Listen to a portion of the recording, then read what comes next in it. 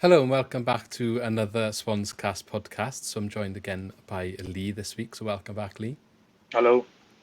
And obviously myself, Luke. So you might have already seen, because we're a little bit later this week doing the podcast. It's Thursday today, Thursday the 24th, ahead of this weekend's game against Preston.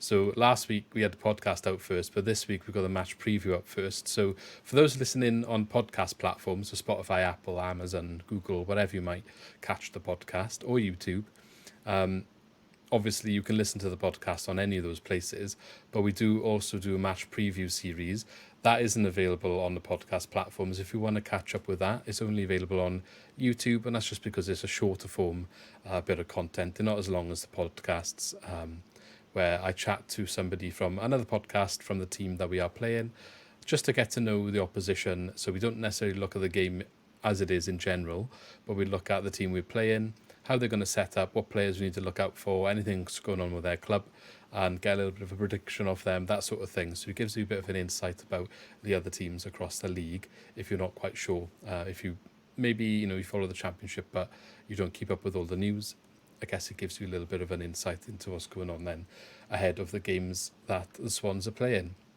So that's up live now on YouTube, so go and check that out. Also, we started a new feature this week, which we're going to introduce into this video, where we're going to try and have a section every podcast of questions or topics that are led by everyone that's listening. So if you're a listener to the podcast, head over to Twitter and we'll put a tweet out every week asking for what topics you want us to discuss. So just give us a couple of questions or whatever you want to hear about, and we'll try and include it on the podcast. So we've got a couple of those to touch on this week. And finally, I've also asked for a little bit of help from everyone. So we really appreciate everyone's support this far with the podcast. I think we've been going for, I want to say, 2.5 years. And there's this thing that happens every year called the Football Content Awards, and we're hoping that we can get a couple of votes to be nominated for 2 categories, which is the best podcast football league and content creator in football league. So if you head over to Twitter as well, I've got a tweet that shows you how to vote there. All you do is click the links that I provided in the tweet for both categories, and it generates a tweet for you, and you just got to post it, and that counts as a vote. And we really appreciate anyone that can chuck that out for us. Not really expecting much to come from it, but never know. We're trying to grow, so it'd be nice to see where it can go.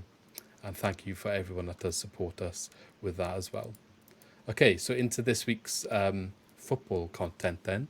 So we're going to try with a new structure this week. We're going to look at last week on the pitch, next week on the pitch, news and rumours.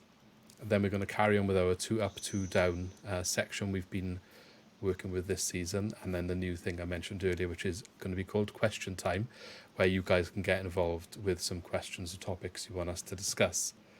So starting with the last week then, obviously Swansea took on Coventry City. The match resulted in a 1-1 draw, which I actually thought was a good result. Maybe Lee, you can give us some of your insight on that in a second.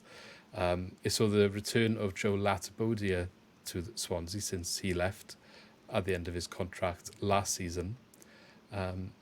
So yeah, what did you make of that result? I know you were actually at an event, so you weren't able to make the game this time. But yeah, I was expecting to perhaps lose. So Yeah, I'm fully caught up. I think it's a great point. I was expecting us to lose before the game. I think Coventry have been probably one of the most impressive sides in the league so far this year. From what I've seen, I know results are different, but what I've seen, I think they're going to be up there come the end of the season. I think so. I think that's a really good point against Coventry. I think a lot of people were backing them to beat us down here, so I think it's a really good point for me. yeah, I think it shows some slow progress with Swansea and Duff. I thought we were going to lose this game, and look, we don't look like we're in the best position in the league table. Obviously 2 points after 3 games, we're near the lower ends, but it's early days. I just thought this was a tough game Coventry coming down here. They've had a large amount of fees which they've reinvested in the squad, and they do seem to have started quite well, even though they're only on 4 points. I think one of the defeats was the defeat was against Leicester, wasn't it? So Yeah, that's understandable. But then even in that game, they perhaps could have won. They didn't take all their chances potentially. So I was a bit nervous about it, but to take a point, I'll be happy to take a point really there. Joel Latibeaudiere then, perhaps didn't have the best game, but sometimes it's tricky going back to your old stomping ground. Don't know if he had the best reception either. No, I don't think he did. No, I think it's natural now, though, when former players come Depends back. who it But is. Depends who it is. yeah, I it think he depends who it wasn't is. the But most fan favourite player last season, was he? So yeah, I don't think you'd necessarily put him in like a club legend status to do. But do you think it's partly because of like people were not fully convinced of him last season? He was playing a lot under Russell Martin. He did a solid job of when he was playing, but he was never, the person we needed in the right back position, for example. And then to then not accept a contract and like hold out and then leave on a free, maybe it's like, do you think you deserve more? Like, what's this all about? Do you know what I mean? Because I wouldn't say out of our defence, like, does he even oust any of the back three in a centre back role? Really didn't. So no, I don't think he would now. But I don't know. He's one of them where I don't know. I just don't think it needs any reaction. It's like when he no. was here, he done a job for us. He seemed to, he done a couple of good tweets when we've beaten Cardiff a couple of times, and he was passionate in the shirt. He wanted to leave. Job done. It's one of them where I'm probably just not that fussed. No, Either I'm way. not bothered either. But he's starting in centre back for Coventry and has done all season so far. And he picked up a yellow card here, so maybe there was a bit of no love lost on the pitch. Okay, moving on from him. I do like to look at that though. I think like I'd like to see when play because you might see. I remember when West Ham came down here after IU came back, and I think him and Mark Noble had a bit of a thing because they had a massive sort of thing on the pitch. So it's just interesting to see maybe they didn't get on when they were in the same team. Yeah, definitely. Looking at more of our newer additions then, some highlights from this game. So Charlie Patino starting, obviously came on from the bench in the previous game and caused some havoc, I would say, from corners and set pieces, and that seemed to continue with a couple of the corners. We didn't score from one this time, but definitely planting it on our players' heads, and we do look more dangerous from set plays. So something to look out for going into the rest of the season. Yeah, it's massive. I mean, like we said last week to me about the West Brom game, it looked like we were going to cause problem every time he was taking a set piece. So it's a good option to have him needing goals. Something that we had. Well, I can't think of a time where we've ever been dangerous from set pieces. Maybe not since like Sigurdsson was taking free kicks, but it's exciting. I quite like in the look of that midfield three as a solid base to use. Yeah, I do as well. Patino, Grimes, Felton.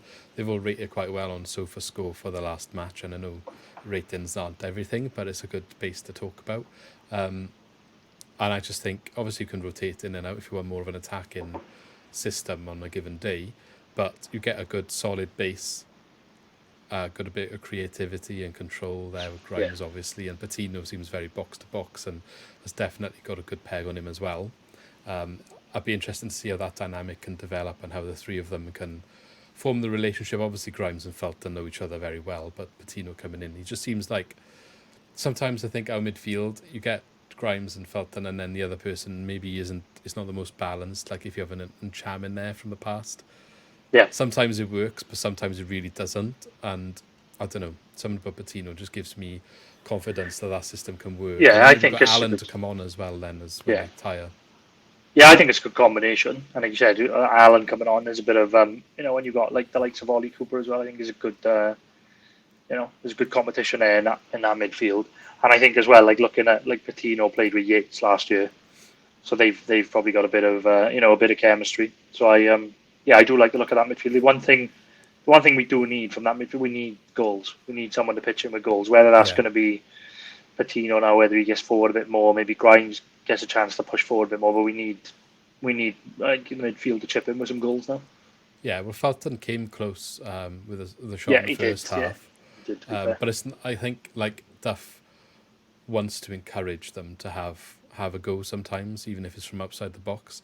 Maybe there's a little bit of reluctance that's still in the mentality that's creeped over from the previous regime, but I guess that will come with time as they get used to what Duff's expecting. Yeah, I mean, because they probably in the past were like so drilled in to not look for them opportunities and always look for the perfect ball to get the perfect shot. And we've always complained about that sometimes in the past, where it's a little bit too much, where you're trying to walk the ball into the net has been a common criticism of, especially the last 2 years. So it's just about realising, oh, hang on, I've got a bit of space ahead of me. I can run into here and try and pick the net out. Yeah, but like Duff was vocal about that, wasn't he? Because I think the first half against West Brom was that poor. I think I like what he said. He said there's habits in the team that they've got to work out. Yeah. I mean, like you said, if you play a certain way for 2 years, well, you can go even further back. Because I think going back a long time, we've really not had players that would just unleash shots from midfield. It's been quite a while, so it's just drilling that into him. It's going to take time for him to get his way across. But I'd love to see, Grimes hitting it more, obviously, because he's capable. I keep going back to when he hit the bar against Cardiff, and he's got it in the locker. And Felton's capable. He's done it a few times. Yeah, Felton's got it. That Felton top bins t-shirt for no reason. And then was it that came in? Was there Horahan that came in, and then it was like he would score, and then Grimes would score like the game after. Oh, that's right. Yeah, I forgot about that. Yeah, there was a period where he had a couple, wasn't there, or was at least trying hitting the bar. Yeah. And stuff like that. You had some robotic lag there, and that was quite interesting. Oh, sorry. It's all right. Just I don't know if it came through on the podcast, but it was quite an interesting sound. Speaking of Yates, then you just mentioned him in regards to his link-up play with Bettino. He did score in this game. Scored with a header from Ashby's assists. So mentioning the new guys, as I mentioned. We've said Ashby's been quite quiet this season so far, so it's nice to see him working a bit of space on the right and getting an assist. Obviously, he's dangerous from his crossing. Seems to be settling in a little bit more now, and obviously that's going to happen with the more game time he's going to get. And Yates, 2 goals in 3 league games so far this season. I mean, that's a good record. He had 14 with Blackpool last year, and it looks like he's on his way to at least matching that and probably better in it. And given today's news, which we will go on and discuss, that could be so important this year. So what do you think about those two? Yeah, I think he's quite exciting yet because again, it's probably something that we haven't had. Probably being a criticism that we haven't got a proper 9. Someone that just scores because I don't know if anyone else agrees with me, but I throughout pre-season and the first couple of games, I thought Yates was quite quiet, doesn't do a great deal, but then he scores a goal and he's always in the right position. And we just need that full-on number 9. We've been begging for it for ages. And I think he's not getting much service. He's getting minimum chances and he's putting them away. Like he had that one chance against West Brom when he hit the bar. He had that. I think it was his only chance against Birmingham in the first game, and he scored. And he took that goal really well on Saturday, I thought, because I was arguing with someone and they said he didn't mean it. They think he kind of mistimed it, and that's why it looped over. But I think he means it because a lot of players there would just go with the full header to the front post, where it probably gives the keeper a chance to save it, but he's sort of cleverly sort of helped it on his way into the far corner. So I think that's quite exciting that we've got a player like that because we've been begging out for a proper 9 that just gets you. I know Piroe obviously scores a lot of goals, but it has done in the past. But he's not your traditional 9, is he? That just gets a goal out of nothing, a poacher's goal sort of thing. So I think that's something that we haven't had. Yeah, I mean, Cullen's shown bits of it, but not as consistent. He did show bits of it. But I agree. I mean, at the end of the day, right, in terms of whether he means it or doesn't mean it, he's taken a shot, and the shot's gone in. So surely, if you're taking a shot, you mean to score the goal, no matter how it goes in the net. Yeah, but I don't know if you thought the same. I thought he was quite quiet in pre-season as well. When I watched it, I thought, maybe he's going to take some time to get going. But I think scoring in the first game was big. Yeah. I think in pre-season there was some opportunities that he had that he should have scored and didn't, and it was a bit like, don't know, how but he's probably settling in and getting used to his new environment and surroundings and players, and ultimately it doesn't matter, does it? You just want him to do it when it counts. And the opposite, Josh Thomas obviously isn't here anymore, and he was banging him in pre-season. So I'm not saying that. There's different circumstances there. I'm just saying that's happened before, where somebody has banged them in the pre-season and then not really done anything in in the league games going forward. Pre-season's always funny though, isn't it? I remember when we went up to Bristol Rovers and saw the return of Borja Baston and the names that he was getting called, and then he went on and scored like 9 goals in something stupid like 11, 12 games or something. Was championship top goal scorer, and then just stopped getting picked and left in January. So that was. We had at least a month or two of play from Borja Baston after that record-breaking fee we paid for him once upon a time. So anyway, Liam Cullen, we just mentioned him as well. Now, not so much general trend, but I did notice towards the end of the match he did take a corner or two. It's like, I don't know what you think of that. I thought it was a little bit weird. Isn't he someone you'd want in the box? I mean, to be fair, he did whip in a good corner and it did cause a bit of trouble. He didn't get a goal from it, but I guess he's played as a winger before, so maybe I don't know. He's got a nice peg on him. I mean, like he picked out a lovely ball for Yates in the first game, didn't he? He's got that. Yeah, he's got. But I don't know. He's quite not someone you associate with scoring headers. So when it's that time of the game, maybe you want your your taller players in the box. Yeah, 90 minutes, and he's been subbed on for. I want to say he came on for Yates. Did he? No, he came on for Patino. So they went to probably changed the formation again and probably went out wide, or Piroe went out wide, one or the other. But Grimes is still on a pitch. You think he's more likely to get on the corners? Because, Cullen might not be known for scoring a header, but then neither is Grimes. So, I think like Grimes is probably positioned outside the box, doesn't he, to put it back in if it comes out, or a strike if it comes out. I guess that makes sense, but I'm just looking at who finished the match on the pitch and who would be in and out of the box. So you had like Joe Allen would have been on the pitch, Abdoulaye, Giannelli's probably not the tallest either. Like for example, Fulton's been subbed off, Yates has been subbed off. You've got the centre backs are all there. I just feel like there's not an awful load of players causing trouble in the box other than the 3 centre backs and Piroe. So do you not keep Cullen, who is a striker, ultimately in there as well? Just I don't know. I mean, he did swing in a nice cross, and if a goal comes from it, then it doesn't matter. Well, that's probably what they've seen in training, that he delivers a good ball. And Duff has said he wants Grimes further forward, so maybe he wants him in that position to get a strike off on the edge, because he's got the left foot to do it. It just reminds me when Harry Kane done. Where was he taking corners for England before, wasn't it? And everyone went nuts. Yeah. That's daft, wasn't it? Yeah. Finally, on this game, then, because I think there's been a lot of mixed reaction to it. Some people are happy with the point, think that we've done it right, and then other people are like, Duff is boring, this is not working, like it's just not coming together. And we had 40% possession, so I guess it depends what narrative you want to look at. I mean, the last couple of years, everyone's saying possession doesn't matter if it doesn't lead you to any goals or results.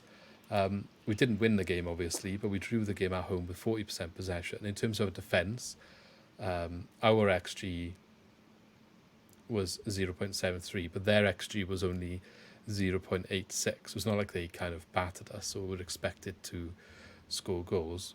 Both XGs were under 1 and the match ended 1-1. So I'm just saying it looks a little bit like we are getting a bit more stable at the back than perhaps we were under Russell Martin. And if that is the foundation to then build the attacking game from, that's probably important. I think you're right. Totally said it last season. You've got to be able to defend in this league first if you want to go anywhere, and then you can play from that. Then, we had 40% possession and still got a point. We had 80% possession last year and lost games. So, this narrative still bugs me that you need to have all this possession, and then that's the only way you play good football is having all the possession, because it's not. Because there were times last year it didn't work when we went on that massive run and didn't win games because we can't defend. So for me, I'm excited that if Duff can get us solid and then make us clinical in the sense that, Yates gets one chance and we score, then we're probably going to win more games. On paper, it's going to work. And I've said to you for ages, I think unless you have like the best players in your league or in the world, in some cases, I don't think you can play that football anymore. I think it's gone. You need to have your players need to be so good to be able to play that football now, because teams know how to teams know how to play against it. Like, how many times last year did we have all the ball and teams would just wait for their opportunity and beat us 1-0? Yeah, but that's like I said when you mentioned it the other day as well. Though, like even Pep Guardiola has noticed that, and that's why they brought Haaland in. It doesn't really suit Exactly. the City tiki-taka Exactly. system. He's there for when they need to go direct, The and quite game is often they moving mix on. it up, get the ball to him, and it's a goal. The And game it doesn't moves matter on all how. the time. There's been a few assists where it's Edison to Haaland. Like Yeah, that's you've got to not mix it up. that's You've got to be able to mixed mix it everything up. up. Yeah, it's missed out everything in the middle. And I'm not saying I didn't like watching it. I liked seeing Russell Martin's system develop, but Yeah. I just sometimes just watching a discourse, and I know it's always a vocal view, and not everyone feels this way, and a lot of people are patient. But you go from Cooper to Martin when everyone was angry that it was boring football, blah blah blah. We need to pass it more. During Martin, then it was like, what's the point of passing it all when possession means nothing if you're not going to win games and all this. You're just passing it pointlessly. And you're 3 games into the Duff era, and it's back to the same discourse around Cooper. Not to the same level, obviously, but there is some people that are quite quick to say it's not working. And yeah, look, you're 3 Yeah, games in. 3 games Just in. calm down. Yeah, Calm no, down. I've seen it. I've seen people saying it's boring and they don't like the style and everything. I don't think we've even seen the style yet. I don't think anybody can put a finger on what the Yeah, style is at the moment because players are still coming and going. You're talking about that was Patino's first start. You've got players are still bedding in. You've got players that will likely leave. We're not there yet. It's going to take a while for him yeah, to give it 6, 7, 8 games, and then we can sort of make a proper judgment. But I think we were poor against West Brom in the first half and bits of the second half, and then I thought that was a good point on the weekend, and I think Birmingham was a good point as well. I think Coventry and Birmingham are 2 good sides. yeah. Well, look at where Birmingham Um, are in the league at the you know, moment. come 7 come points. the end of the season, I think they're good points. So, Yeah, um, we'll wait and see. We'll have proper tests coming up soon when we play other teams, and we'll see how we cope. But I think give it time. I'm quite excited actually to be for a change to be that team that's really annoying that just will score from nothing. That's what I yeah, hope it'll come. Where other teams might have more possession, but every time we get the ball, we look like we can score goals, and yeah. that's what we sort of had in the second half against West Brom. Like you said, we've got a set piece now, but we've never had that. Where you think, oh, we could score it, we could score out of nothing. So let's just, it's a Yeah. different way of playing. Let's just get on board and follow it. So And for those who think that Coventry result was a poor result, we drew both games against them last season under Russell Martin, one of which we went 3-0 down and had to come back to draw 3-3. So, yeah, that's a good comeback afterwards, but don't want to be in that situation. We were in that situation against West Brom the other day and just fell short, but you don't want that to be a theme, is what I'm saying. So it's not like I we think it's did a any good point. better last year. I would say Coventry are probably in a better position right now as well, although maybe, they've lost Gyökeres and Hamer. Yeah, but they're a lot But more established than us, than they. Like yeah, we've had quite a. I think for us, we've had quite a lot of an overhaul. You've got like Yates is in, Patino is in. We got 2 new fullbacks, new goalkeeper, new manager. It's a big change for him to solve it. You're talking about a playoff team there. They've got yeah. the same manager, the same style. They've improved. All right, they lost I Gyökeres, like you think they've said, but had Robbins for 6 years or something, I think. you're talking about a consistent side. We've got a new manager. Like I said, we've got new goalkeeper, fullbacks, new striker. It's got to take a little bit of time, and to get a draw against them, I don't think that's a bad result at all. So Yeah. I think it is time to calm down. Yeah, and you were right about saying, come-ins and go-ins, they're not over yet, as we realised today, Yeah, and we'll get onto that shortly. But first of all, next week on the pitch then, so as I've already said, I was joined by Ollie from the Butter Pie podcast. Now I know sounds a bit what's the random, but what's the the Butter thinking Pie behind that? podcast is a Preston podcast. And by all accounts, a Butter Pie is basically a local food up at Preston way, so it's around Nice. that area as well. He was trying to explain it to me. If you watch the video, he does a much better job of explaining what a butter pie is than I do. Now, he did say that they sell it in the ground, so if you go into the away day this weekend up Preston, be sure to try a butter pie, and if you can come back and either tweet us or let us know in the comments on YouTube for this podcast, or Instagram, or whatever you want to communicate with us, whatever you interact, let us know if it's any good, because he was raving about it a little bit. I mean, sounds class. He did say, some people say it's a bit bland, and you need to have gravy with it, and you need to have brown sauce, what he was saying. But he was That sounds adamant to class. me I'm afterwards starving that now, it is a good bit of scran, bit of footy I have. scran there. So I have been get to. one. I've been to Preston before, but I haven't had the butter pie. I'm upset now. Yeah, so I mean, it doesn't sound like a Preston podcast, but yes, Ollie from the Butter Pie podcast joined me in the match preview. So go check that out on YouTube only. That went up earlier on today, so by the time this goes out, that is available on YouTube to watch. I think it's about 20 minutes long, so a little bit of a pre-match content to digest if you are looking forward to the Preston game and want to know a little bit more about our opposition. That's where you want to go. But we'll touch a little bit on it. So, team, I think this is going to be the first game where we see a few changes, and some of them are probably due to recent news and speculation. So we're going to touch on it, but Joel Piroe looks like he's gone. Okay, so we'll go in detail about that shortly, so stay tuned. Nathan Wood has also had a bid, which I believe has been rejected, but again, we will talk a little bit more about that shortly. So I'm going to say those two, well, Piroe definitely, and I would say Wood might not play based on speculation and being involved in this. I feel like it's not the end of the drama there with the bid for Nathan Wood.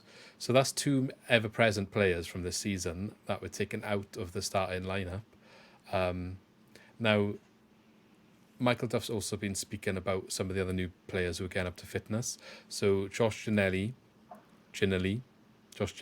I don't know, I can't say any of these guys' names. I keep getting them wrong. Played in the under-23 match. I want to say it was against Crewe. Correct me if Yeah, it I'm was against wrong, Lee. Crewe. Yeah, Was the score 3 or 4-0? They won 4-1. I think it was. 4-1, and he scored. But apparently he is maybe ill this week. He's been suffering with some illness, so they're waiting on fitness for him. So may or may not be available. And then I you've hope got he's not going to Nicola. be. I hope he's not going to be one of these players just like constantly because he got injured in pre-season. Yeah, it and was then he's illness just, like, though, I hope he's not not one of injury. these. No, I know, but like I hope he's not like Liam Walsh 2.0. Speaking of Liam Walsh, he's back on the grass, recovered from hamstring injury. He took part in the open fan training session this week, so I don't think he'll be involved anytime in the next week or two, but he's going to be training and should be available soon. Yeah, but the other two then, so we got Mikola Kuarovic. I did try to practice his name before we came Not on. bad. Not bad. I think I was all right. Yeah, I watched the video and I was trying to copy him. You've been revising everything. Yeah, I have. Kuharovic, Mikola Kuharovic. He played and scored in that game too. And Nathan, here we go, Choa on, not to Joe like I was saying before, or to O. Choa on, also got minutes in that game. Now, Duff did say though, with those two, they are young players that have been brought in to be developed, and he doesn't envisage them starting every game this season. So it looks like they are going to be rotation options throughout the year, which is fine because they are quite young as well. Yeah, well, I think it makes sense because we were kind of scratching our heads as like because they brought in Ashby and Key, like how that was going to work. So yeah, so they might probably both get a lot more game time. Although I think they still want another. They do want another left wing back. I mean, it's nice to see Abdullah still getting minutes. Maybe he's someone that is going to feature more than we think. We'll have to see, I guess, going forward. But anyway, the reason I was bringing all of that up is just because when we look at the team for this game now against Preston, and like I said, the two positions are probably going to rotate, which would have been unexpected a few days ago. Who do we bring in? I don't know. The struggle for me is the back three. I don't know. Do you bring Brandon Cooper in, or are you going to bring in Norton in the middle of the three? I think Norton's going to come in. Cooper. Yeah, I think he might put. I think he might put Norton in the middle of the three, maybe, and then play Cabango and Darlin either side. But yeah, I think it'll have to be that. And then it might even be Norton goes just where Nathan Wood is. If he's established to Cabango that he's going to be the one in the middle for a reason. Maybe he's there because of his height. Maybe he thinks he's the strongest in the air.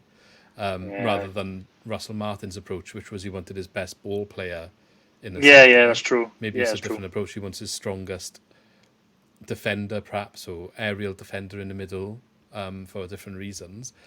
And Norton, originally being a right back by trade, can also cover left back. With the system maybe playing where Wood is, and if Key's pushing on and he's covering, it's not too out of his remit then. Yeah, I can see think- that. I mean, it just depends what sort of physical state he's in now, isn't he? Because he doesn't play a lot of games now, and getting He to the started latter end of against his career. Northampton, didn't he? Yeah, it depends. Yeah, it's just this different sort of game. It depends. If he's going to be a bit exposed in that channel, if Yeah. the fullbacks push on. But yeah, I Based on the think he bench probably will be him. from the last game, Norton was there and Cooper wasn't. But that's So I would it's a bit worrying because if we had an injury in that position, Norton's not going to play every week. But I don't know if that Humphreys was coming in, wasn't he? He was supposed to be coming in, but that's been apparently gone that's quiet. off. Yeah, apparently That's off, is it? Yeah, By all we do accounts, need. it just stalled for whatever reason, and it's just it doesn't look like that's on the cards anymore. Yeah, we are going to need somebody in. I thought we needed somebody in anyway, even before if Wood is going. So we talked about like we have actually got a bit of depth, but that's probably if you're playing 3 centre halves, we need a bit more meat there really. I was happy with Norton and Brandon Cooper being cover. It depends if Brandon Cooper was happy being 5th choice. I mean, he didn't even get game time in the cup, did he? So No. it makes you question if you're going to be 5th choice, you'd expect at least to play in the cup because you want to rotate 2 of them out perhaps, and one injury and he's now the next in line. So like on the bench, if you like, if his one injury, isn't he? So unless any of the others have more versatility, like does maybe Abdullahi come in for a start and can Ashby or Key play centre back? Maybe I would say Ashby more likely. Can he play there? Oh, I don't know. Maybe they can fill on the right side of a 3. I don't know, or left side of a 3, but I don't know. So a little bit of a reshuffle as sees Ashby come in. Maybe Darling goes to the other side and Key comes to right back and Abdullahi. But again, this is a factor when people are saying like, oh, the system and the style. It's like it's still not worked out yet, is it? Yeah, and I'd imagine in terms of the bench, Choa on perhaps just comes onto the bench in the extra slot potentially. So yeah, a little bit of a changer on perhaps at the back, but then Piroe. So Yates is he's going to start. Who's going to partner him? Are we going to stay with 2 up top? I think probably. My first initial thought would be Cullen comes in. Yeah, I was going to say the same thing. I think Cullen comes in to start. And to be fair, Cullen's been, I think, he hasn't been getting on the score sheet so much, but I think been making the runs that this system asks for. Diagonal runs where the long ball option is always a threat to get behind, which counters any teams pressing us then, and Cullen seems to do that quite well. Yeah, I think Cullen's a good player to play away from home as well. Like you said, like pressing, and I think Cullen, his pace is quite underrated. I think he is quite quick. So I think he's a good option, especially away from home, where obviously we may need to press a bit more, and especially if we're not going to have like so much ball now, I think he's a good option. And I would then suggest if Giannelli's fit, whatever, I don't know what his name is. If he's fit, he'll obviously, I would imagine, come on a bench. I'd be surprised to see him starting if he has been suffering with illness and playing in the game midweek. But I think he's if he can get fit, like I was so impressed with some of the stuff he did. I know like it's probably quite niche, but I was so impressed with some of the stuff he did against West Brom when he came on, some of the runs he was making. Yeah. He looked really sharp. So well, he looked sharp against Southampton, didn't he? I mean, he scored out. Yeah, that goal. Yeah, so hopefully there's something in the bag there where, a couple of games in the season when he gets fully fit, we bring him in. It'd be like having a fresh new player. So he also used to play for Preston, so I think it'd be good if he can get on the pitch in some capacity. Yeah, it'd be good because sometimes that, works in your favour a little bit. We all know about that. Past players coming back to torment us and all that. So we'll see, but maybe we'll actually see an appearance from Kuarovic in the league. It would be nice if he can maybe get some minutes then. If Piroe's out, you think there's more opportunities. I can't imagine Yates and Cullen start and play 90 minutes. So, yeah. No, I don't think so. So we'll wait and see. Any other changes you think other than those? I don't think so. I can't see it. Joe Allen. I mean, there's history with I him. don't know. And There's an opportunity Low. there. Yeah, oh, yeah. I forgot about that last season. First Yeah, match we playing, for context, guys, if anyone's forgotten, yeah. I think it was 2-3 games for the end of last season where we played Preston at the Liberty, and obviously we took a nice 3-goal lead, pegged back 3-2. For Preston, it was a massive game because it kind of ended their playoff hopes, and tension started boiling over. Somebody goes into the back of Fulton. Joe Allen did not like that and ends up fighting with their manager. I'm sure everyone remembers that from the end of last season. This is why Joe Allen was suspended for the first game of this season. Does something happen here? Well, maybe. To be honest, I got to be honest. Like, it was one of the biggest brawls I'd ever seen on a football pitch at the time. But I actually forgot about that until you mentioned it, and I Yeah. forgot about that. But I think it was that. Seems like it was that long ago. But maybe there's a little bit extra there. Like, Joe Allen's going to be on the side of the pitch with with the manager and Fulton and Cole. They'll all be there. So I mean, look, different maybe there's manager a bit teams of for extra Swansea, spice there. so maybe they leave it, water under the bridge and all that. But if Joe Allen comes on and it gets a little bit feisty on the pitch, I wonder if there's a reaction somewhere. He scored in Or that game as well, Joe Allen, didn't he? Or if Joe Allen puts a big tackle in, and the manager from Preston gives a reaction. Yeah, well, yeah, it's good. Maybe start Joe Allen. Yeah. Well, I think it's an option now with probably Piroe not playing. Could you potentially away from home play Joe Allen, push Grimes or Patino a bit further forward? But I know he likes to play with two up front, so I don't know. Is it an option there, or maybe you do that later on in the game? I don't know. Yeah. There's got to be a place. Joe Allen hasn't played that much yet, has he? I think there's got to be like position for him. Yeah. Somewhere, Maybe. because I think he does play well when he does play. He did come back from injury, didn't he? So he's probably still fitness. And he did play against Southampton, didn't he? He's at the tail end of his career. Yeah. Bit nervous for this game, going into predictions then. So, I mean, you haven't done the points for last week's yet, but I'm just going to put it there. And I told you Yates was going to score, so I hope I get my points that I'm deserved. We need to make a league table for that as well and get that sorted, because I have got a league table going, but I dropped the ball a little bit last week because it was a busy weekend, a messy one as well. Catch up with that. But what's this week's predictions? Is Preston sitting sixth at the moment, 7 points. It's another hard game. 2 wins and a draw. They haven't lost yet, and they are obviously home. They were renowned for a good defence last year. Apparently, they're playing a little bit more exciting football this year than they have done in the past, because they've got some players in and some resources that allow them to do it. But yeah, tricky away day for us. So what do you think? Yeah, I think it's another hard game, like you said, unbeaten, decent start with 2 wins. And their 2 wins have been the last 2 games as well. So they're coming in on a bit of a hot streak there. So I think I got to be honest though, I'm a little bit more optimistic than I was last week. I'm going to probably predict the draw, I think. Okay. Go for any goal scorers or 0-0? Yeah, I like a 1-1, and I think it's too obvious to say Yates this season, but fancy Yates to get another one. Well, I gotta keep it consistent with what I said on the preview, which I agreed with Ollie when he said 2-1 Preston, but I said Yates as well because he used to play for Blackpool and obviously they're rivals. Oh, that's right. Yeah, it's a good shout. So he said Yates has a good record against them, and obviously he's going to get a very bad reception from their fans, and he's the sort of player that likes that.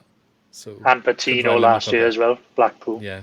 So maybe it's a bit more added spice there that we don't realise. we've just maybe start uncovered Patino Allen and Yates in the middle there. And, the more we talk about it, the more we discover that it's going to be a massive game. Yellow card then, I'm going to say Yates as well, actually. Go for it, he's going to get a yellow card. That's good. He's going to score last minute, take his top off. Yeah. I'm going to say Darling again. So you're going to say Patino then. Darling's just going to wipe somebody out at some point. So make a note of that, Lee. Get it on your little spreadsheet, and we need to get our table going.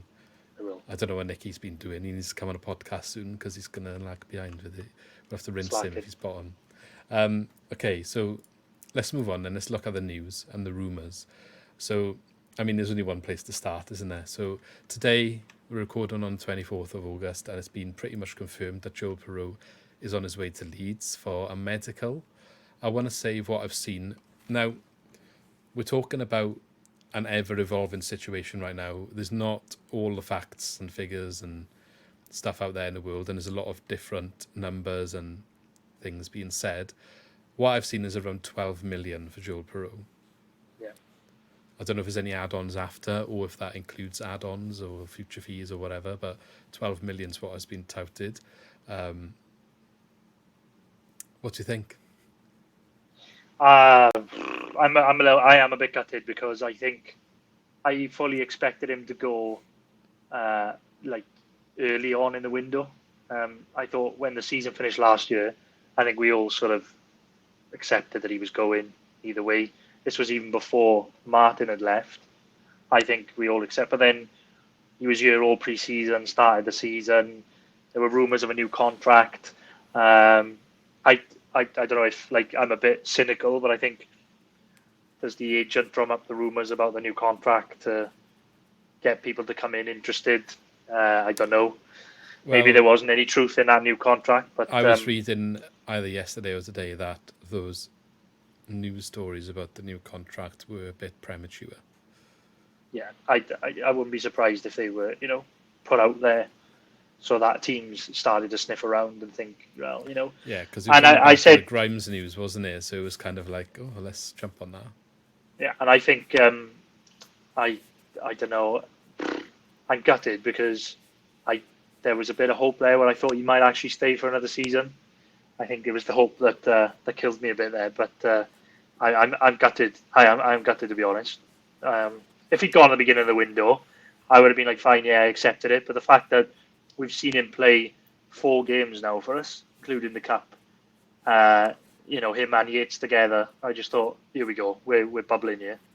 But I did say to you that I was worried about Leeds because there's always that one team that comes down. They don't start very well. There's players that want to leave, and they'll start flying the money about then. And Piroe was the obvious target.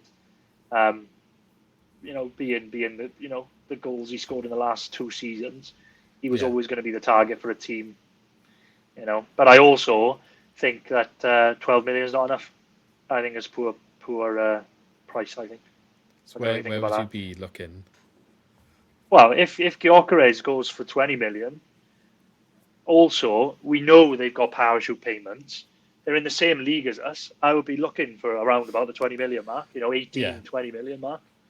I guess considering he's got 20 goals in 2 seasons in the Championship, what is that worth? That's worth promotion. I guess it's the tricky aspect of the risk of not having anything.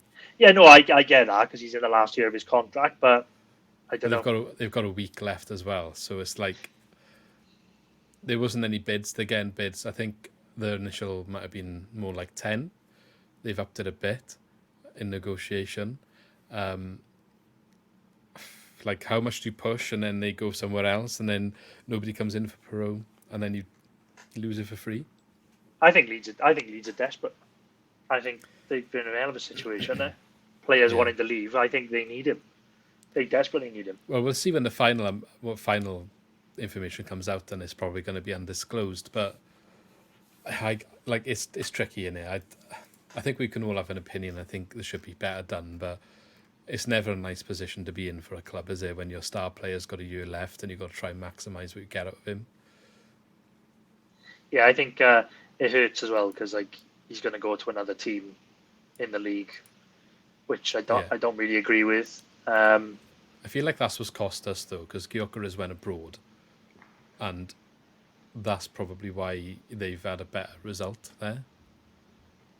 Yeah, but I think that's good business by Coventry by not selling him to a rival in the. Yeah, but also the team that came in for Gyökeres came in straight away at the start of the window, so they were very keen on him, and it doesn't look like the same happened with Piroe, so you lose some of your bargaining power from that.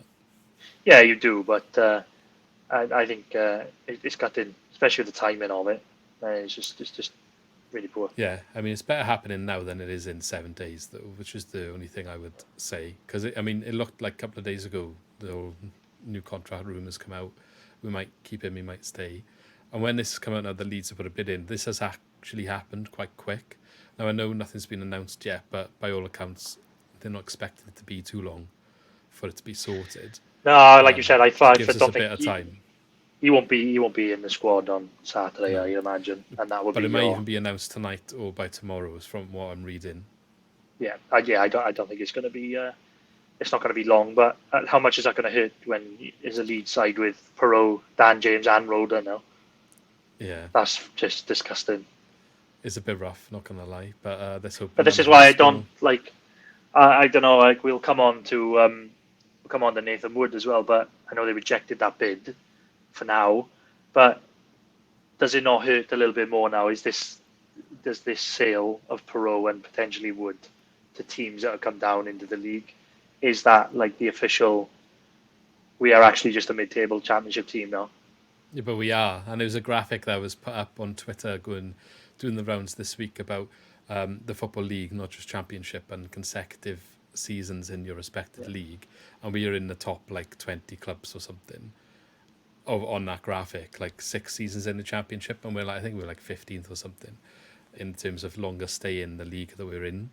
And we only came down 6 years ago. You think that's not that long ago, but then so much movement's happened that we're actually quite high up the list of teams being in the league for the longest. And in just championship terms, we're even higher in terms of the teams in this I league. know, but my worry is like sales like this, where the last couple of seasons our players were probably going higher, whereas now you've probably got our best player going to a team in the league.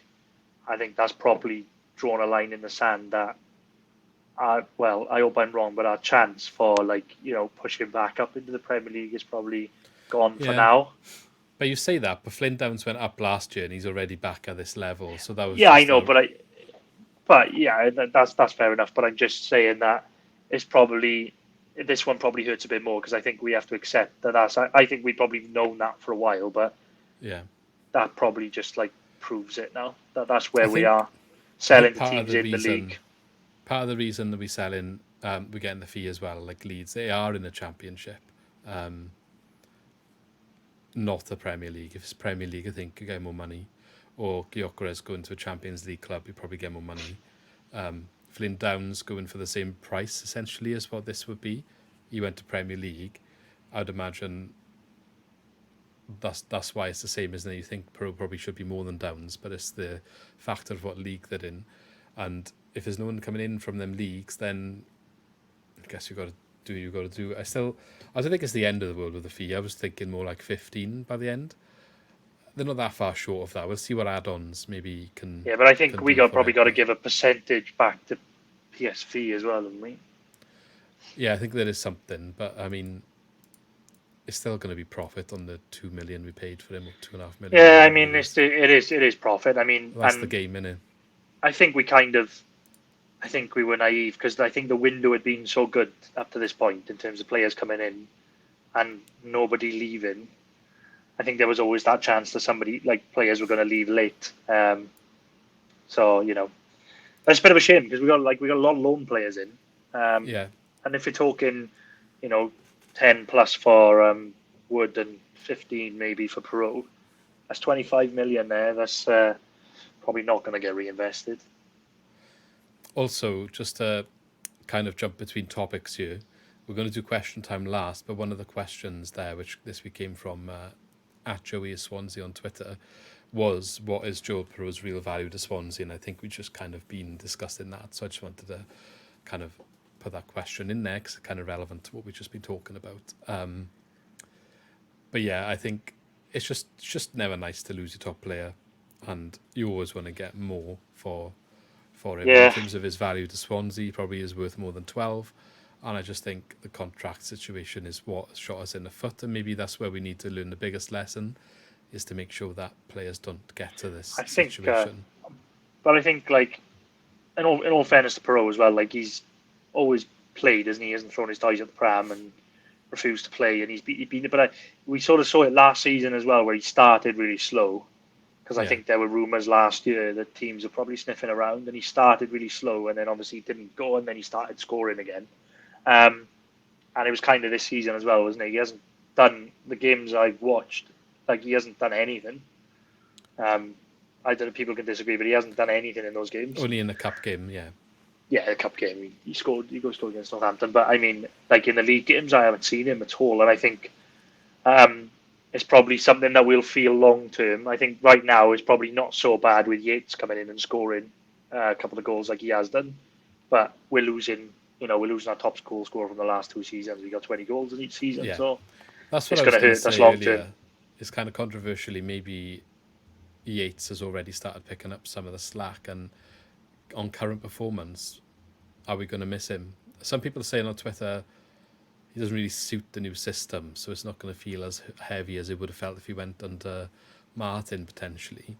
And Yates has come in and he's got 2 goals in 3. So if he can continue that, maybe we get a bit of money here and we don't lose out. But that's only hope, and only time will tell if that is the case or not. But you never want that to happen. It would have been ideal to keep both of them, but it is what it is. Now the question is, have we already replaced him in Yates? And obviously we've signed Ginelli and forgot his name already, Mikola Kvarovic. And obviously we've still got Cullen. So there's 4 strikers still available. Do we reinvest in a striker here, or do they look to spend elsewhere, or to perhaps keep some for January and see what's going on? Like, what do you think is going to happen? Yeah, maybe keep till January. I don't think we don't need to rush into buying someone probably with the numbers we've got there. But what we do need is what Piroe brought was, okay, he's not a traditional 9 like Yates is, but he can drop in that hole. Now I don't know who is going to pick that up, so I don't think we've replaced him in that sense. Goal wise, maybe with Yates, but in terms of playing, like you said, maybe the new style won't suit like a 10 type player.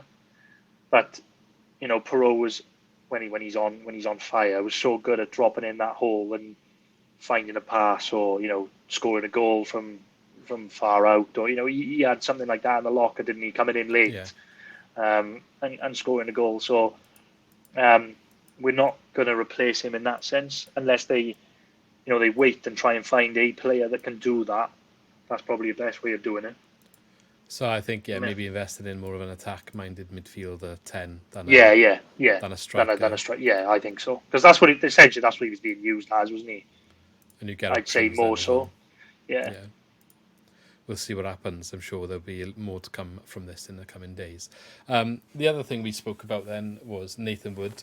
Now, this came up before the Piroe stuff, actually, but gone a bit quieter. I don't think it's the end of it, though. By all accounts, Southampton did a bid. I saw 10 million, or up to 10 million. Maybe it was a bit lower. It's been rejected. Duff did confirm there was a bid. That's been brushed off in his press conference without giving detail.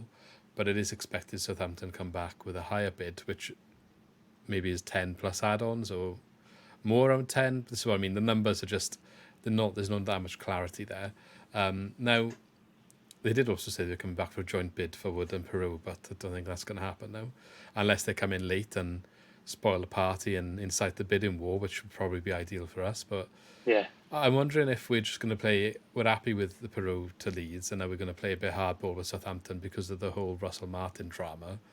Because they're not being funny. If it was 10 million outright for Wood, I would have not had an issue with that at all.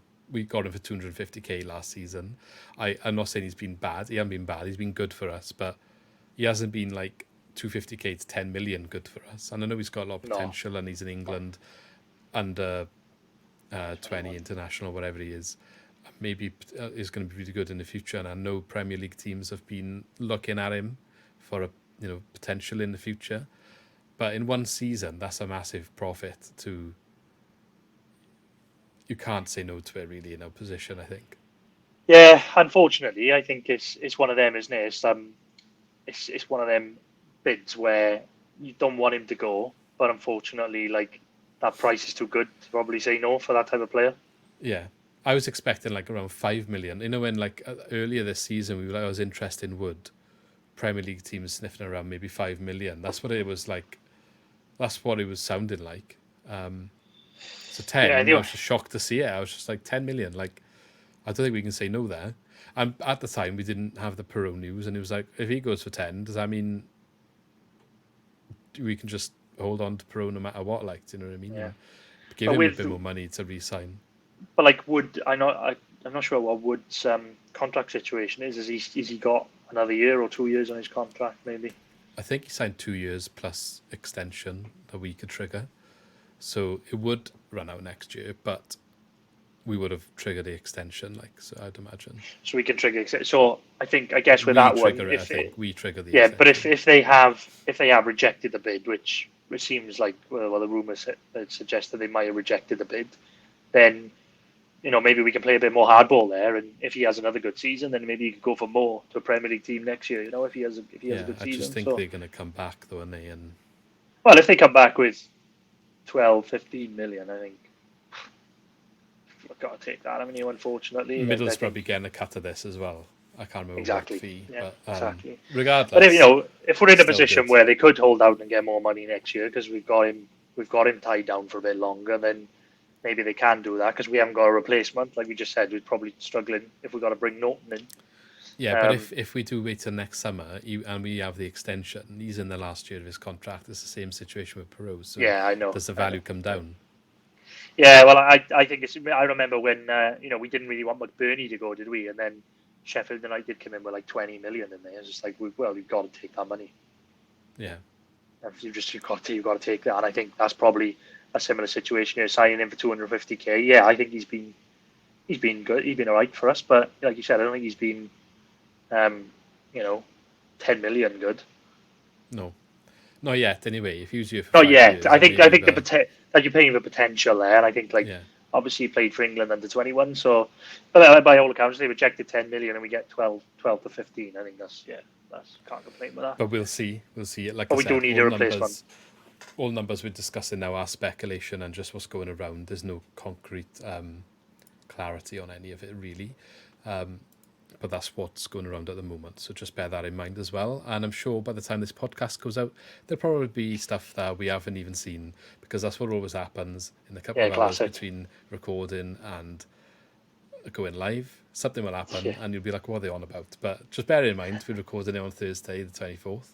And anything can happen even after this is done. So anyway, we got some positive news. Mac Rhymes signing a new deal happened after we recorded last week, and I was shocked because I didn't even think that was getting discussed right now, because it wasn't that long ago No, he I know. signed. He's not out of contract next year, and we were expecting maybe Southampton to be sniffing around. I said I wasn't sure that would be the case because they were going in for Downs, but I know you were a little bit worried still, and John, who came on the podcast in the past, he was a bit worried, and just on Twitter generally, it seemed the general bit of worry was Grimes to Southampton, even from outside of Swansea. People were still saying, Russell Martin's going to come in for Grimes. Like, it was kind of everyone was expecting it to happen.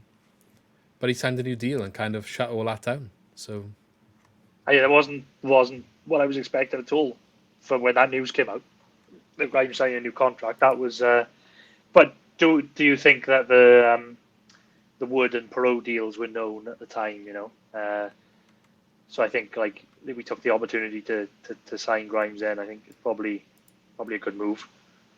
I don't think they would have played last week if they were known. No, but they were probably known there's been interest, surely. I don't think this has come up today, is it? I don't know about the Wood one. That seems like it have been a bit... that's come this week. Obviously, that's not as far progressed as Piroe. I think they know Leeds were interested in Piroe for a while. I'm surprised it's taken Leeds so long to put the bid in, because they have no players, which we're going to discuss in a minute anyway. But yeah, that's... it's good I think the Grimes signing. So it's fantastic news. I wasn't expecting it at all.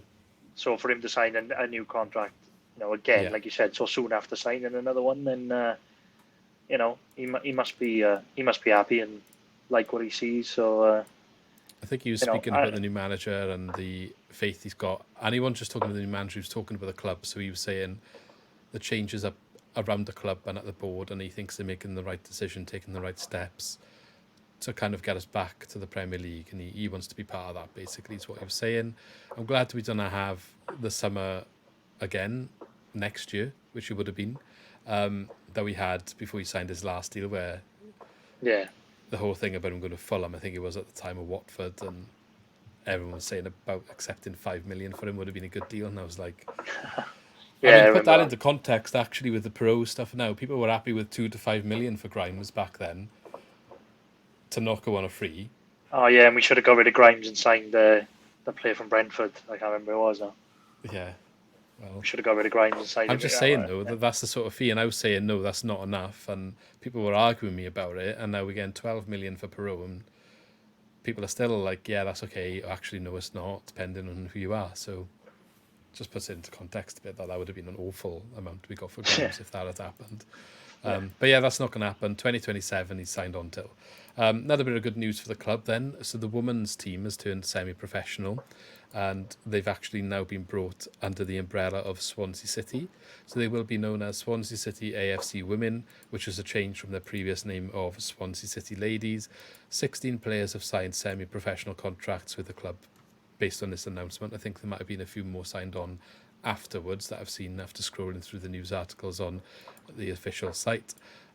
11 of which were from last season's squad. So well done to them. That will really progress that side of the club. And I think, in today's climate as well, they've got the Women's World Cup as a big discourse around women's football at the moment. And it's really positive from the club to be including or pushing in that domain as well.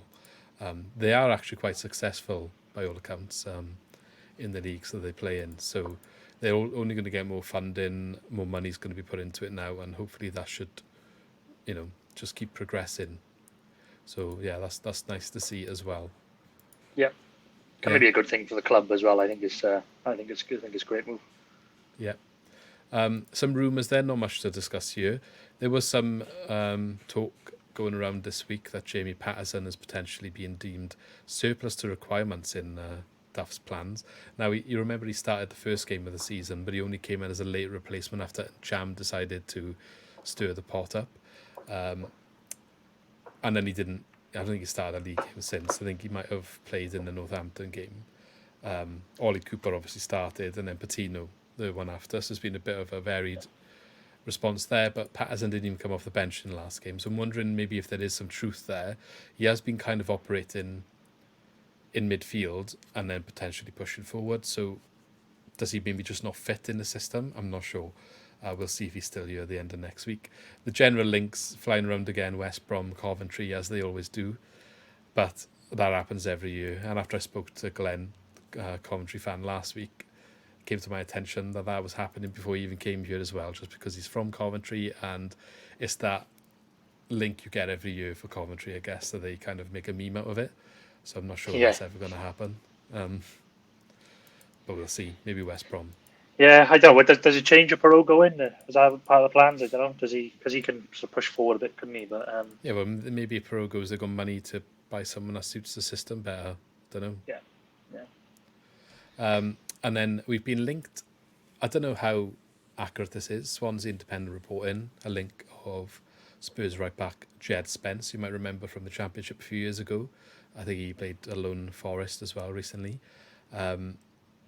I mean, he's a right back, and we've got Key and Ashby. One of them's already playing out of position. Seems a bit of a weird link for me. I don't think that's a priority. We'll see if anything comes of that. Not really sure what to think of that one. Yeah, it's a bit of an odd one, isn't it? I don't know I what don't the know plan is with the full backs at the moment. It's, I don't know. I don't know if he's versatile. He's quite young, isn't he? So yeah. He's been a good player. So I don't know. Yeah, again, I'm not really sure what the plans are until a couple of games where it starts to take shape. now I know we're going on a bit, but we're going to move on to 2 Up, 2 Down. It's just one of them. It's still pre-season. I think there's always a lot to discuss, especially when the stuff comes up like the transfers. Piroe's a big one, isn't it? So always going to take a bit of time to talk about that. But 2 Up, 2 Down then. Looking across the league for this section, we want to try and keep a little bit of involvement, looking at the bigger picture of what's going on in the league, not just Swansea, because it is all relevant to see what's going on. So this week then, 2 Up, I've got Ipswich, and their perfect start of the season continues, winning 3 matches out of 3. They've obviously come up from League One last season. I said I think they're going to do quite well. I think they had they were getting applauded to the end of last season for some mad run of wins they were on, and it's basically continued. I don't know what the actual fact is of that now, but they're on a massive run of good form over the 2 seasons. It's quite scary. I'm wondering if they can maintain it. Yeah, but like we said, we touched on it with the Swans. Like, you're talking about just having that consistency with, the same manager, same players, not a big overhaul. Like you said, finishing the season strong, going in. You can't underestimate how important that is. Like for us now, it's a topsy-turvy summer, isn't it, with change of management and players. It's going to take ages to get going, and sometimes you haven't got that much time. So if you can come in and hit the ground running like they have, I mean, it's going to be brilliant. Fair play to them. They've been brilliant. So they haven't lost a game in the league since the 21st of January. That's class. That's unbelievable. And there's only like 5 draws within that as well. Yeah, that's class. 4 or 5 draws. That's nuts, that is. So fair play to them coming up and doing so well. So I've got them as a positive note. I know, speaking to Ben Bloom at the start of the season, which I haven't even put that video out yet. I need to get it sorted. It was a pre-season sort of like overview video, a little bit delayed, but I'll put it out at some point.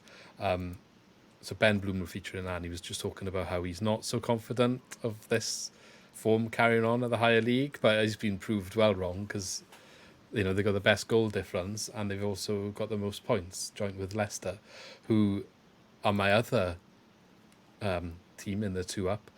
Leicester look a cut above the other relegated teams from the Premier League at the moment with a complete record. They didn't necessarily look amazing against Cardiff, but they got the job done. Yeah, I think I think you're right. I think they're like a cut above the other teams that have come down. I think out of the 3 that have come down, they probably seem the most dangerous. And I think the way it's going, I think they'll end up walking the league. Yeah. They've got too much quality, even if they're not playing that well. Even if they're like the start of the season is a bit slow, they've just got so many good players in there. They'll be fine. Yeah, they look like the most stable and consistent of the teams that have come down.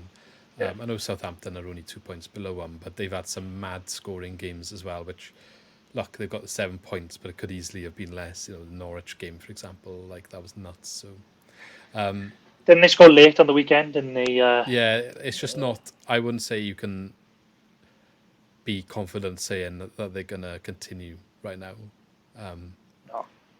It's. I mean, we know all about Russell Martin, don't we? And we'll see how it goes for them. But Leicester, 94th minute winner they scored on the weekend. Yeah. But I think if there's probably if they get through this early stage by still getting results, when it does click, they might push on. Yeah. But I think you are right. Leicester have just hit the ground running. And you wanted to mention the goal in the Leicester game. I'm not going to credit it. I know 2 off 2 down, but I know you wanted to mention it. Well, I did. Like I said, I didn't see all of the highlights on Saturday, but I have a few colleagues who are Cardiff fans, unfortunately, and I was pointed in the direction of the Ramsey goal. I couldn't believe it. It was a hell of a strike, to be fair. That's absolute screaming. I guess that's the quality that he would bring to the Championship. It's just whether he's got the fitness and to play 90 minutes week in, week out and show that consistently. You're always going to be able, show that bit of class every now and again. Fair play. Yeah, it was a belt though. We know he's good from Wales, don't we? When he wants to turn up. So, he'd probably turn up more for Cardiff than Wales. Controversial. Yeah, probably. Anyway, 2 down then. Sheffield Wednesday remain pointless. So, we're talking about one of the promoted teams in Ipswich. They 100% record.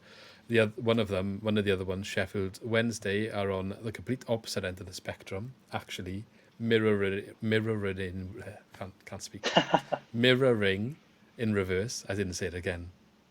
Will you say it for me? Mirroring. Mirroring. Oh, that's right. Yeah, I don't know why. Right. Speaking too much, you just trip over the stupidest words. So anyway, Ipswich with +4 goal difference. Sheffield Wednesday got -4. 3 losses versus the 3 wins. It was complete opposite end of the spectrum. And funnily enough, Plymouth, the other team that came up, are in the middle with 4 points, with 1 win, 1 draw, and 1 loss. So and that loss was only the 94th minute winner for Southampton on the weekend, wasn't it? So yeah, so they're doing well as well. But Sheffield Wednesday struggling a little bit, maybe. It is a momentum league, though, isn't it? Like you say about Ipswich, that stat has really surprised me, saying they come up, and I think Plymouth obviously done really well in League One as well. I think coming up with momentum is huge, Yeah. and I think the only one thing I will say, obviously circling back to the Swans, is that I know we do need a bit of time to get going, but you haven't got loads of time in this league. No. Gotta get Sheffield going. Wednesday, we're talking about momentum. They obviously had a change of manager unexpectedly after getting Yeah, promotion. yeah, So maybe that is what is causing them issues at the moment. that's a killer for them. Yeah. Okay, my last of the two down. Being quite heavily focused on the new teams to the league here.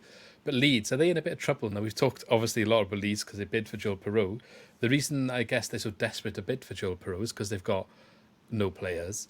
There's a bit of a mass exodus there and a bit of not really sure what's going on, but they could only name 7 players on the bench in the last game, which was a 1-1 draw with West Bromwich Albion. So they're in a bit of a pickle at the moment. Yeah, it's a bit of a dodgy one, I think, because when we did our pre-season fixed sort of predictions, didn't we? There's always going to be a team that comes down that struggles, and we probably We got it wrong. a bit biased. We thought it was going to be Southampton, but like I said to you though, on the first week of the season, when the teams come out and you look and you see who's starting, who's on the bench, and I saw Southampton's team on the Friday night, and I thought that's good. That's a good team. I saw Leicester's on the Sunday as well. But when I saw Leeds' team, I was like, it's not. It's not. Yeah, and It some of doesn't those strike that players much fear. are not even there anymore. Exactly. Some of them have gone. Or they're kicking not- up a fuss about going. It's not one that's obviously it's still a good squad. It's still going to be up there, but I think they probably desperately need to sign players now. They're coming in for Piroe, and I think they're going to have to desperately sign a bit more if they want to have a chance of going up, because they are nowhere near Southampton and Leicester, I don't think, at the moment. Well, they're actually below us in the league, so anything you say about our start, they are below us. I don't actually know the reason, because we're 3 games played, -1 goal difference, and 2 points each. I'd imagine, have they conceded more? No, we conceded 3 against West Brom, so... Yeah, but it goes on goals scored, doesn't it? Goals scored first. So they haven't scored we've scored as many. 4. Then. Yeah, more than that. makes 4 sense. we've scored, yeah. Yeah, so same points, but we're ahead of them. So if the curtain was drawn now, we'd beat them. But yes, time will tell on that one. They're probably going to get some players in this week, I'd imagine. So that's 2 up, 2 down this week. I think we did 3 last week, but we're going to do 2 consistently. I think we'll have 1 of each going forward. Yeah. Finally, then, let's go into question time. We've answered one of them already. All 3 questions coming from Joey is Swansea, so thanks for your contribution. If anybody wants to get involved, leave some questions that you'd like us to talk about or topics in the comments below this video, or answer our tweet when we put it out before next week's episode. I will be sure to include some of your questions or topics to discuss in the video. So we've already discussed what is Joel Piroe's real value to Swansea City. So the next question is, what impact will Nathan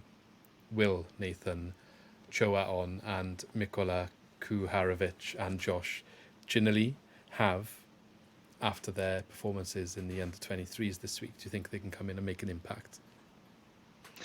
I think so. I don't know. When we signed Choa-on, I thought that he might actually go straight into the team. But now, obviously, what we sort of get from Duff is that he's young and maybe he's not going to play that much. Apparently, he had a knock. That's why he wasn't available. Fair enough. I don't know. It's weird that Kuharovic hasn't featured at all yet, has he? He didn't come off the bench in any game. He's just come back from a big injury as well, though, hasn't he? Fair enough. But so we'll have to have to watch this. All of our signings. Yeah, I know, and Ginelli as well. And so I don't know really. I could be wrong, but I worry that I don't want them to just be like those players that are just there and they never play, and they become a quiz question in about 10 years time where remember him and never played for us, played about 5 games in a season off the bench. But I know, hopefully, I think I was alright actually. Played alright. Kalulu. Yeah. It was like some of these players that just Tiendali hitting the bar in the League Cup final. Yeah, or the post. That would have been historic. And Poloski, or some random players. But I thought Poloski was good. He just got homesick, didn't he? You're homesick, yeah, yeah. But yeah, I don't know. I hope it's not one of them. I think like Kuharovic more than I think he probably offers something different from what I can see. Like his stature is different to anything that we've got as well. So I'm interested to see how he fits in when he's fit. So I think more so him than Choa on at the moment. Yeah. And the last question then, when do we think Duff Ball will truly click into place? Now you can look at Barnsley last season as an example because he came in there and turned their season round. I want to say by Christmas they were firing. So Yeah. maybe the same sort of time scale would be fair. Yeah, I think just gonna have a look at the fixtures. I think the window needs to shut because we've still had players coming in. I don't like that the window is still open while the season starts. I just like to have our team done and dusted when the season starts, but that's just the way it is. But likely Piroe is going to go now, and maybe we'll have more players coming in. Maybe Wood will go. We're going to have this speculation now until the window shuts. So the window's going to shut next week, and our first game after the window shuts is Bristol City. Then we've got an international break and play Cardiff, and then we've got QPR away. And then I think maybe like Sheffield Wednesday at home is going to be a big game. I think there on the 23rd of September. I think that's when we're going to have to start seeing progress. I think. Yeah. I think that's when we're going to have to start seeing. And we just talked about Sheffield Wednesday, how much they're struggling. And I think that game, the end of September, Sheffield Wednesday home. I think that's going to be a big game to show the progress that's been made.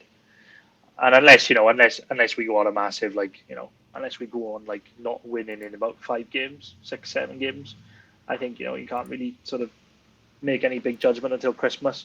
My only worry though is I think the Cardiff game is coming a bit too soon for us this season. And I think if we lose the Cardiff game, I think the fans are going to absolutely lose the plot and be like, oh my God, get him out, and this is awful, and can't be too as greedy. you can imagine. Obviously, I want to win that game, but like, you can't win every single one. Like, you're never going to win. You're never going to win every single one. Has any team ever done that out there? So, look. No, I know, but I would love to win it again, but we'll see what happens.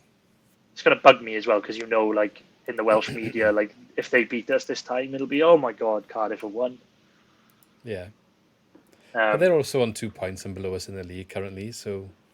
So that's true. But when we say when Duff Ball is going to kick in, I'm expecting to see something by that Sheffield Wednesday game when we're at home in Sheffield Wednesday. Sorry, Cardiff are on 1 point, not 2.